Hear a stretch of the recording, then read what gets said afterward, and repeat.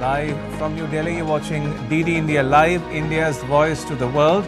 I'm Ramesh Ramachandran. Coming up in the next 30 minutes. US President Joe Biden appeals for calm and unity, asks compatriots to lower the political temperature and resolve differences at the ballot box, not with bullets. Trump to attend a Republican Party convention that will nominate him as its presidential candidate. He will likely announce his choice for vice president. Argentina clinches a record 16th Copa America football tournament with a 1-0 extra time victory over Colombia. And it was a super Sunday for Spain as its men's football team wins European Championship. And in tennis, Carlos Alcaraz defends his Wimbledon men's title.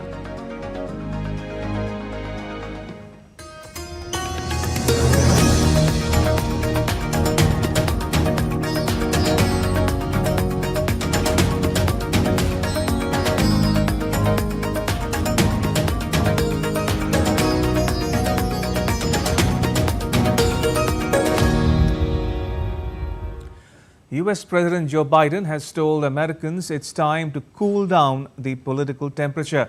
He was addressing the nation from the Oval Office a day after a gunman shot at his rival Donald Trump during a campaign rally in Pennsylvania.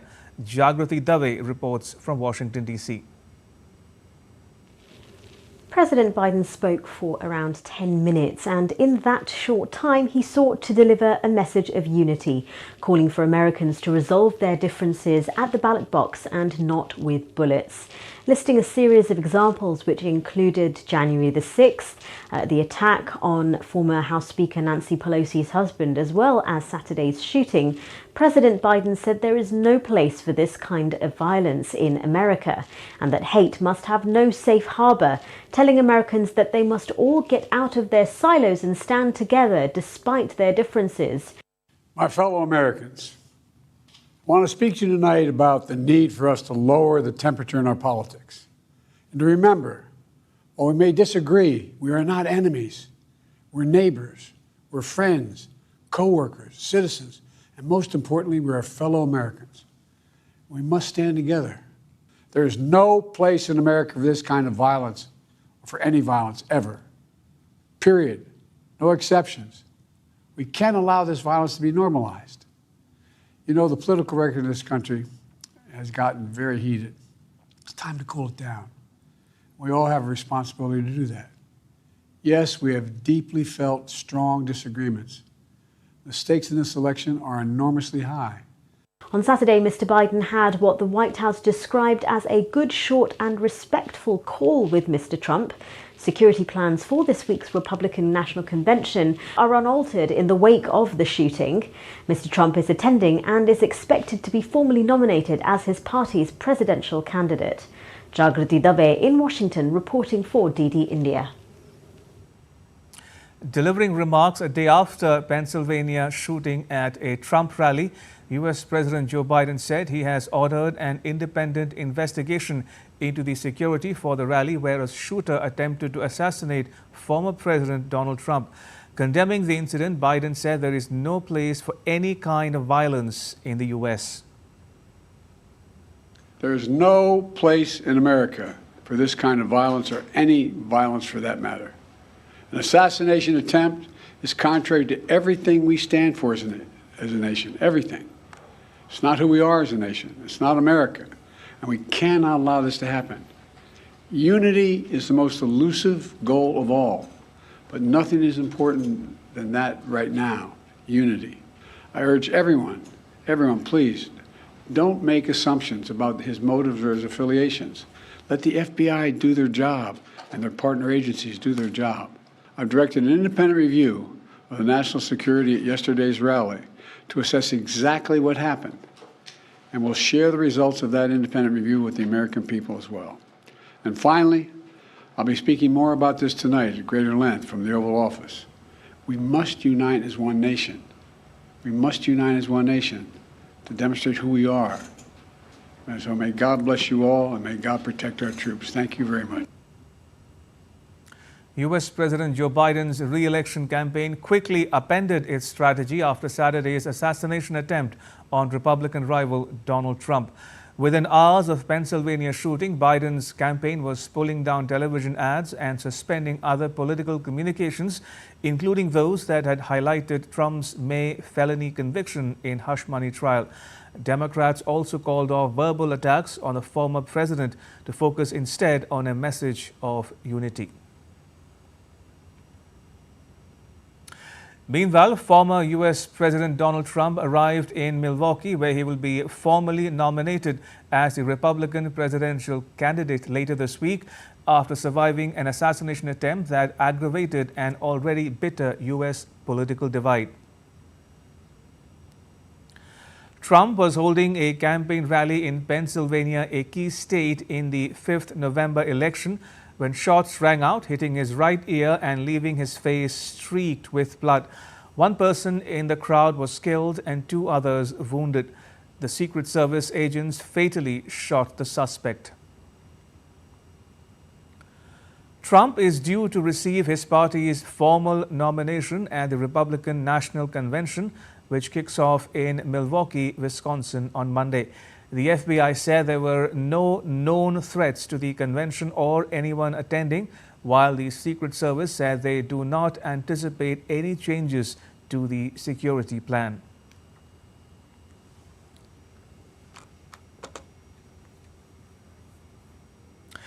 Moving on, Russia has claimed more gains in Ukraine, taking Urenizhne in Donetsk region. Ukraine has said that Russian forces launched a double-tap missile attack on a small town near Kharkiv on Saturday. In the meantime, the Kremlin has said that prospects for peace are unrealistic at the moment. Dasha Chernyshova reports from Moscow. Russian Ministry of Defense says its troops have taken control over the settlement of Urozhaine in the Donetsk People's Republic. The development is set to allow for the movement of Russian troops to an important logistical hub in Velika Novoselka. The ministry also says that it hit a Ukrainian railway train with personnel and military equipment at the unloading station and destroyed combat positions of the German-made Iris-T air defense system. In the meantime, Moscow says there are no grounds for Ukraine peace talks, with NATO declaring Kyiv's quote, irreversible path to the alliance.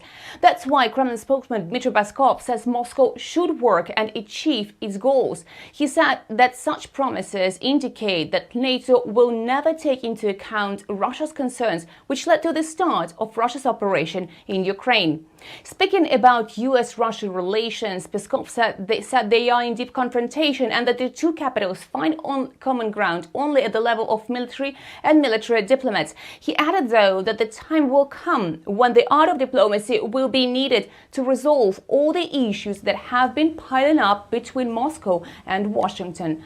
Dasha Chernyshova in Moscow, reporting for DD India. From one conflict to another, hostage and ceasefire talks are once again hanging in the balance in the wake of Israel's attempted assassination of a senior Hamas official.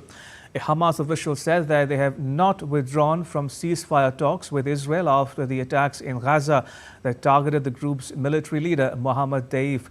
It comes as pressure is mounting on Prime Minister Benjamin Netanyahu to do a deal with Hamas to bring the remaining captives home. Sarah Coates has more from Tel Aviv. Now, with fighting continuing right across the Strip, these very delicate, very fragile hostage and ceasefire talks once again hang in the balance amid conflicting reports from Hamas officials on whether the group will move forward on these talks or whether it will pull out. Now, we have heard from the Israeli Prime Minister Benjamin Netanyahu in the wake of this assassination attempt on one senior Hamas commander, leader Mohammed Deif.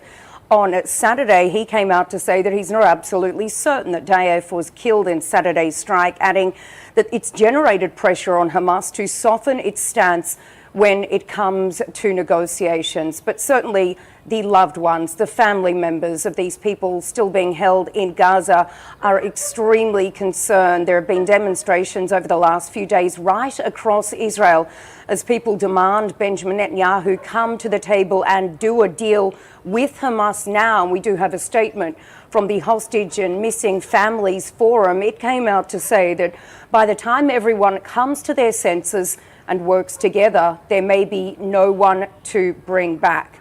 Now, as domestic pressure continues to build on Benjamin Netanyahu to do a deal with Hamas, also international pressure is mounting. He is set to meet with US President Joe Biden at the White House on the 22nd of July. That is just 2 days ahead of his congressional address. Reporting from Tel Aviv, I'm Sarah Coates for DD India. The navies of China and Russia are holding a joint exercise in the South China Sea and a joint maritime patrol in the Pacific Ocean on Sunday. They are aimed at enhancing military cooperation and safeguarding peace and stability. The Chinese and Russian naval fleets are conducting exercises in the sea and airspace near Zhanjiang, including anchorage defense, joint reconnaissance and early warning, search and rescue, anti-submarine, anti-missile operations, and air defense and trainings as well on the actual use of weapons. The joint drill and patrol show a wide spectrum of China-Russia naval cooperation as the two countries can send many warships to different waters simultaneously. It's expected to last until mid-July. Economic data released on Monday showed China's economy slowed in the second quarter. China's National Bureau of Statistics said the country's second quarter GDP rose by 4.7%. That is the slowest since the first quarter of 2023. It was also down from the 5.3% expansion in the previous quarter. Protracted property downturn and job insecurity weighed on domestic demand. Keeping alive expectations, Beijing will need to unleash more stimulus. The figures come as Beijing seeks to shore up economic confidence at a highly anticipated third plenum, a key leadership meeting that starts Monday, although conflicting requirements such as boosting growth and cutting debt complicate those plans. Heavy downpour in the mountainous city of Chongqing in China caused waterlogging in some parts of the district. Heavy rains have trapped residents and caused waterlogging in southwestern China. Local authorities organized emergency rescue personnel to the flooded sites, opening manhole covers to speed up drainage and ensure the safety of vehicles and pedestrians alike. Heavy rains also caused landslides in the region on Saturday. Rwandans are heading to the polls on Monday for a presidential election, and while official results are not expected until next Saturday, President Paul Kagame looks set to secure a fourth term against two opposition candidates who were clear to run against him but have only modest expectations. Kagame first came to power in 1994 and won praise during his tenure for rebuilding the country of 14 million after a genocide in which more than 1 million people were killed. He's been in power for over 3 decades and oversaw the removal of term limits via a referendum in 2015. Venezuela's opposition leaders attended a rally at one of the main universities in Venezuela to speak with students ahead of the 28th July vote. Venezuelan opposition presidential candidate Edmundo Gonzalez and opposition leader Maria Corina Machado visited the Universidad Central Venezuela to meet students. The rector of the university had initially denied permission to hold the rally headed by Gonzalez and Machado. However, hundreds of young students showed their rejection of the decision and attended the event to show their support. Machado, who is banned from public office, is backing the presidential hopeful Gonzalez.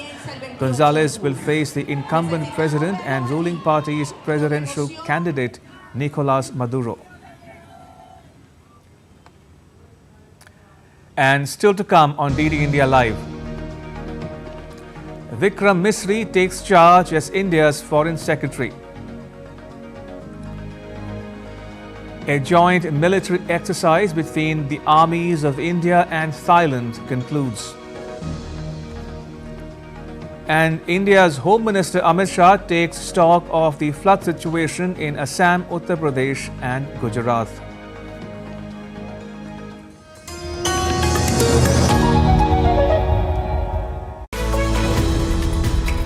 We just don't bring you the news as it unfolds. We get to the heart of the matter. We don't just present facts, we demystify complex social, political and economic events. We break stories that shape the world's present and future because you deserve the truth. I am Tanvi Taneja from New Delhi. I'm Ollie Barrett from London. I'm Nick Harper from Washington, D.C.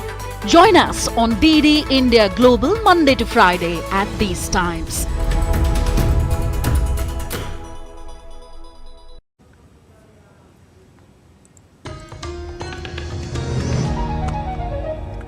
You're watching DD India Live. I'm Ramesh Ramachandran. Bangladesh's Prime Minister Sheikh Hasina wants India should undertake the Teesta project as it is related to the neighbouring country. During a recent visit of Bangladesh Prime Minister Sheikh Hasina to India, both countries agreed to discuss conservation and management of the Teesta River in Bangladesh. Speaking at a press conference arranged in Dhaka about the outcomes of a recent visit to China, Hasina said that China has come up with some offers and conducted a feasibility study about the Teesta project, and India has also given offers and will carry out a feasibility study. She spoke of her support for India's proposal and said she would prioritize India to do the Teesta project. India holds the water of Teesta River, so India should do the project and Bangladesh would give whatever is necessary if India does the project, she said. However, she added that her government will go for the proposal which will be suitable for Bangladesh after completion of the feasibility study by India.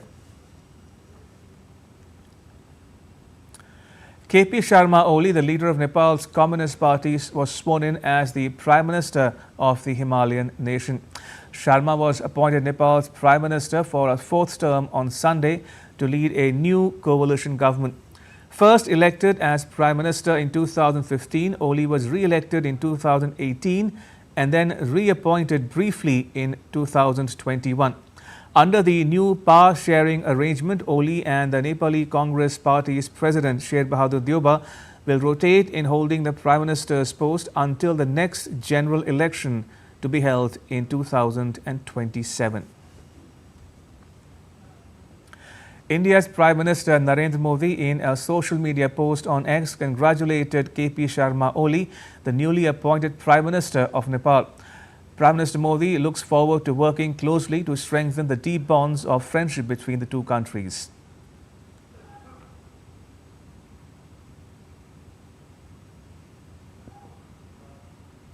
A senior Nepal police official said that there are no hopes of survivors in a Nepal bus accident. 55 people reported missing.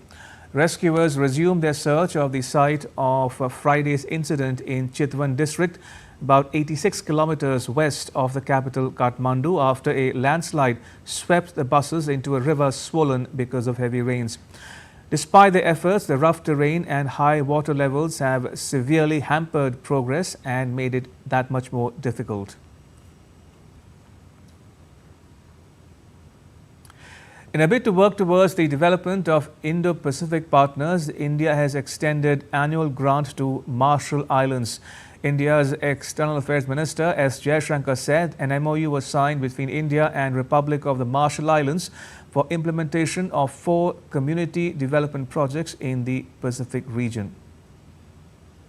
We are also working on the proposals regarding desalination units and dialysis machines for the Republic of Marshall Islands.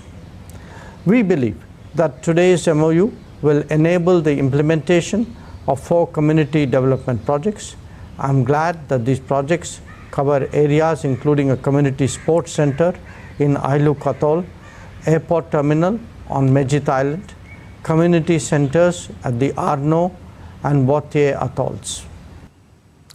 The 13th edition of the joint military exercise Maitri 2024 between the Indian Army and the Royal Thailand Army has concluded in Thailand. Exercise Maitri 2024 reaffirms the commitment of both countries to collaborate closely in defense and security matters, further strengthening the bilateral ties that exist between India and Thailand. The joint training activities during Maitri 2024 encompassed a wide range of tactical activities, including weapons training, day and night firing, rappelling, jungle survival techniques, navigation training, communication exercises, combat first aid, and casualty evacuation drills, among others. Deputy National Security Advisor Vikram Misri was on Monday assumed charge as the next Foreign Secretary of India. Upon taking charge, a team of the External Affairs Ministry extended a warm welcome to him and wished him a successful tenure ahead. Misri is succeeding the incumbent Vinay Mohan Quatra. Born in Srinagar in 1964, Misri holds a bachelor's degree in history and an MBA. He was India's ambassador to China between 2019 and 2021. And now to some weather updates. The India Meteorological Department has issued alerts for widespread heavy rainfall across southern and central India in the coming days. Several parts of Delhi experienced heavy rainfall on Monday morning.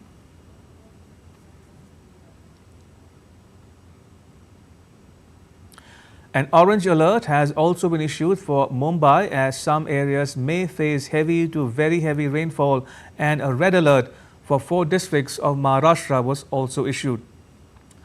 The Met Department further said that the monsoon is set to remain active over peninsular and adjoining central India over the next 4 to 5 days, raising concerns about potential flooding and waterlogging in the affected regions. A significant improvement has been seen in the flood situation in India's northeastern state of Assam, with bringing down the affected population to 5.9 lakh. 2 people lost their lives on Sunday, taking the death toll to 94. The Brahmaputra River in some major areas, along with Budhiding and Disang rivers, are flowing above the danger mark.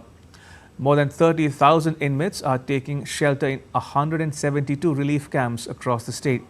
Lakhs of animals were affected because of the floods. Meanwhile, the residents of the village Dodia Mahamora and Dodia Kuligaon were attacked by a leopard while seeking refuge in Dibru Saikhoba National Park in Assam. India's Home Minister Amit Shah spoke to Chief Minister of Assam over phone to get the latest information about the flood situation in the state. The minister also spoke to Uttar Pradesh Chief Minister Yogi Adityanath and Gujarat's Chief Minister Bhupendra Patel to get information about the situation of rising water levels because of heavy rains in their respective states. Minister Shah assured all possible assistance from the government to those 3 states. And now to news from the world of sport. Argentina claims their 2nd consecutive Copa America title despite seeing Lionel Messi being substituted off in the second half on Monday. Substitute striker Lautaro Martinez opened the scoring for Argentina in the 112th minute. Martinez's strike proved enough as Argentina claimed the title with a 1-0 win. After neither the teams managed to find a goal in 90 minutes, the game headed into extra time. In the second half, Lionel Messi had to be substituted after sustaining an ankle injury. Earlier, the match was delayed by 82 minutes due to a security issue after numerous ticketless fans got inside the stadium, causing mayhem.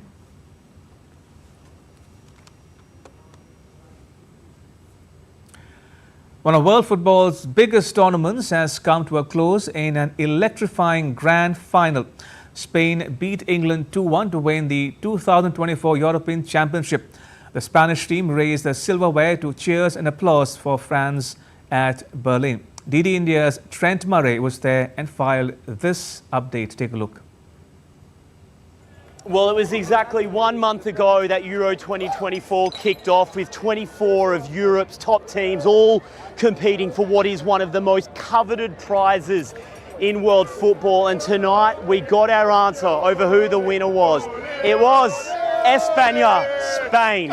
4 times they have now taken out this championship. They are the record holder now for the most number of wins in Euro history. And for Spain, in many ways, they took the hardest road to get here, taking down football heavyweights like Italy, France, Germany, and of course tonight, England.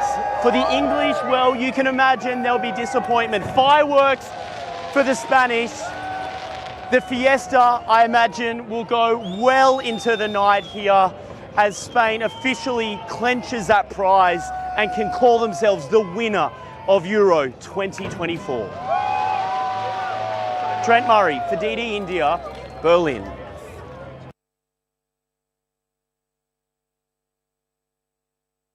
By becoming the 6th player in the Open era to win Roland Garros and Wimbledon in the same year. 21-year-old beat 7-time Wimbledon champion Novak Djokovic in the Wimbledon men's final. Alcaraz beat Djokovic in straight sets 6-2, 6-2, 7-6. The Spaniard was just too good for one of the greatest tennis players to become the Wimbledon champion once again. Djokovic put up a fight back in the 3rd set and pushed the game to the tiebreaker, but Alcaraz played one of the best games of his career to claim a clinical win on the centre court. And with that, it's a wrap on this edition of DD India Live. You can get all the latest news and updates on the DD India mobile app. It's available on Android and iOS platforms. You can scan the QR code on the screen to download it. Let us know your thoughts on the news of the day. You can connect with us on Facebook, X and Instagram. You can also check out our website ddindia.co.in. We'll be back with more news as it breaks here on DD India. I'm Ramesh Ramachandran. All of us here in New Delhi. Thanks for watching DD India Live.